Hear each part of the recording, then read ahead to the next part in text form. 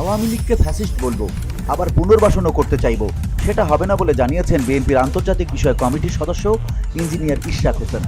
বুধবার সামাজিক যোগাযোগ মাধ্যম ফেসবুকে নিজের ভেরিফাইড পেজে করা এক পোস্টে তিনি কথা বলেন। ফেসবুক পোস্টে ইশরাক হোসেন লেখেন, ফ্যাসিবাদের বিরুদ্ধে জাতীয় ঐক্যমত্য সুস্পষ্ট হওয়া উচিত। গণতান্ত্রিক দেশে ফ্যাসিবাদ রাজনীতি করার অধিকার রাখে না। যেই মতাদর্শ অন্যের অধিকারে বিশ্বাস করে না, তাদের আবার কিসের অধিকার? ইশরাক হোসেন আরও লেখেন, আমরা আওয়ামী লীগকে ফ্যাসিবাদ বলবো, আবার তাদের প্রতি নমনীয় হব বা রাজনীতিতে পুনর্বাসন করতে চাইব, তা চলবে না।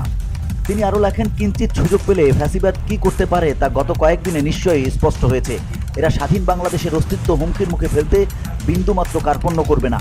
তাই দলমত নির্বিশেষে আওয়ামী ফ্যাসিবাদের বিরুদ্ধে যারা যেখানে যুদ্ধ করবে তাদের সঙ্গে অগ্রিম একাত্মতা প্রকাশ করছি। VOD Bangla news desk.